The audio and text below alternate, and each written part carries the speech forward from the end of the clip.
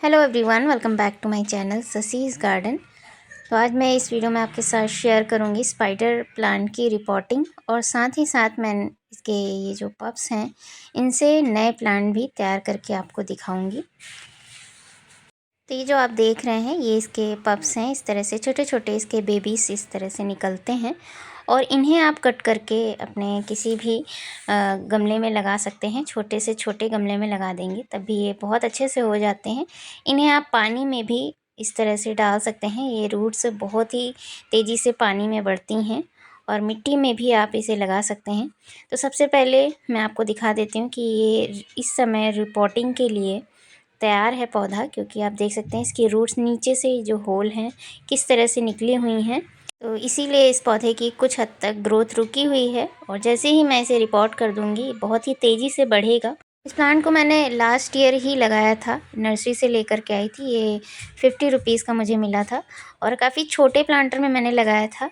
तो अभी सही समय है, अभी मैं इसे बड़े प्लांटर में शिफ्ट कर दूँगी और इसके जो बेबीज़ हैं उन्हें भी किसी प्लांटर में लगा दूँगी।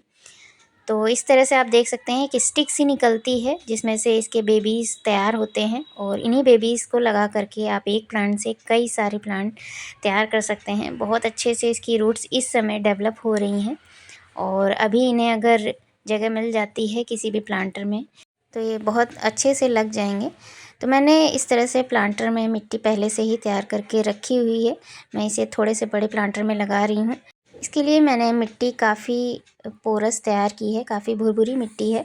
मैंने इसमें रेत मिक्स की है, काउडंग मैन्योर और गार्डन सॉइल है। काफ़ी पुरानी सॉइल है और काफ़ी भुरभुरी है मिट्टी। बिल्कुल आपको वेल ड्रेन तैयार करनी है। तो सबसे पहले मैं इसके पप्स को कट कर ले रही हूँ। इसमें काफ़ी सारे पप्स हैं, काफ़ी सारे प्लांट तैयार कर सकते हैं आप इस तरह से।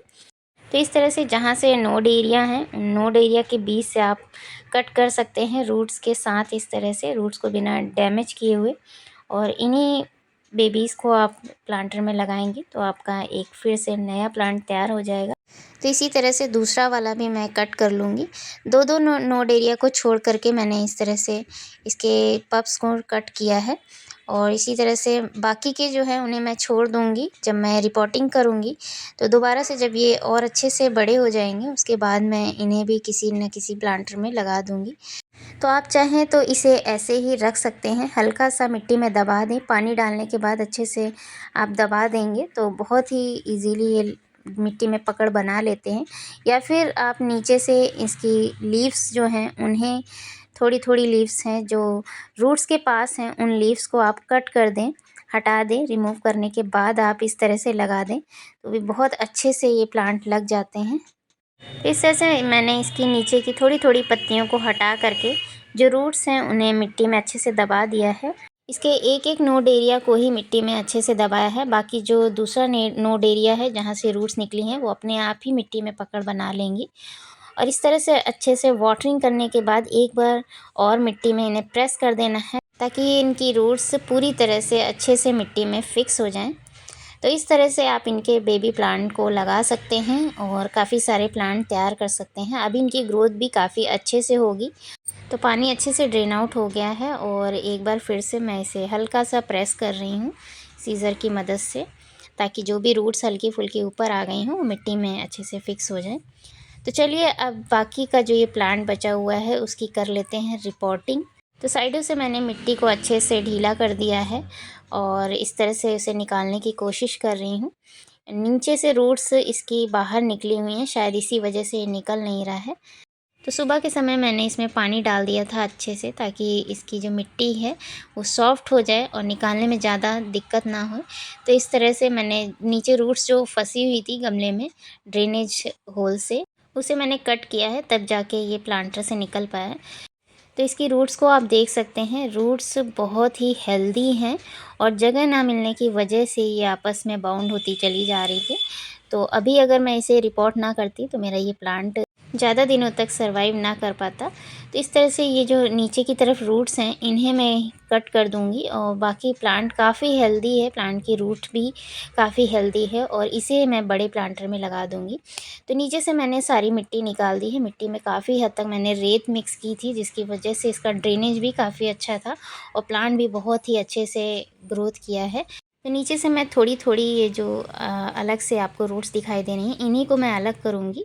आप देख ही रहे हैं कि नीचे से ये रूट्स जो हैं काफ़ी मैच्योर हो गई हैं और ऊपर की जो रूट्स हैं वो नई रूट्स बन रही हैं इसमें। तो जैसे ही मैं इसे नए प्लांटर में शिफ्ट करूँगी, तो ऊपर जो रूट्स हैं, हल्की रूट्स हैं, वो बहुत ही तेज़ी से बढ़ना स्टार्ट हो जाएँगी। वैसे ही पौधे में ग्रोथ भी स्टार्ट हो जाएगी।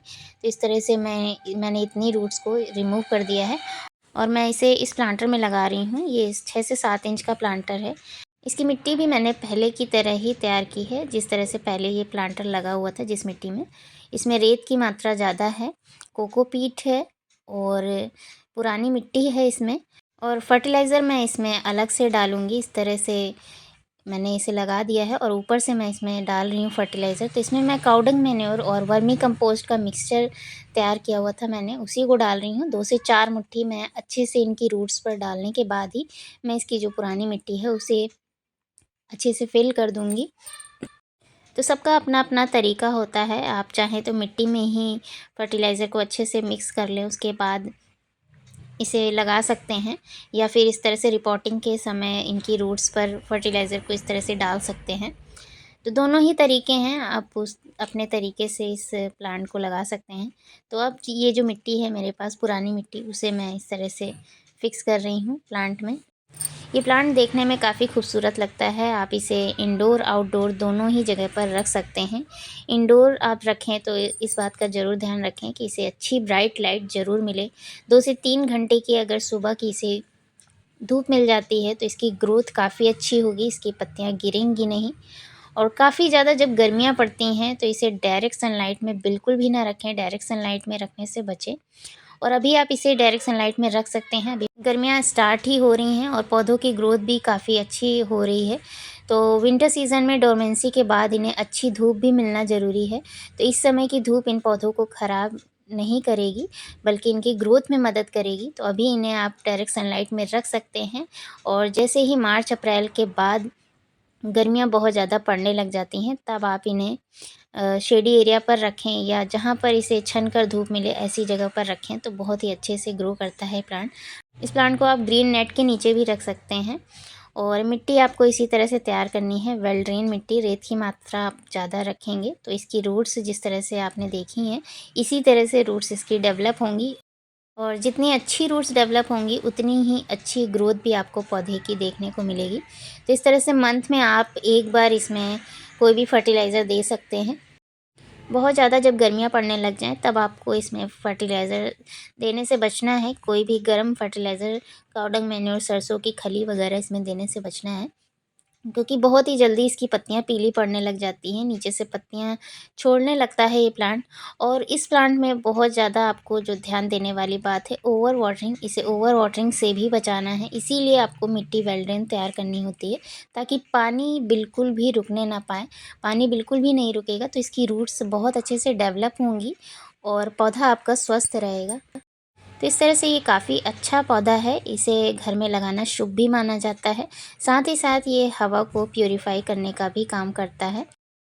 तो मेरा ये वीडियो आपको कैसा लगा मुझे कमेंट करके ज़रूर बताइएगा। चैनल पर नए हैं तो चैनल को सब्सक्राइब करके बेल आइकन को ज़रूर प्रेस कर लीजिएगा, ताकि आने वाले नेक्स्ट वीडियो का नोटिफिकेशन आप तक पहुँच सके। तो फिर से मिलते हैं इसी तरह के एक और नए वीडियो में। तब तक के लिए thank you so much for watching.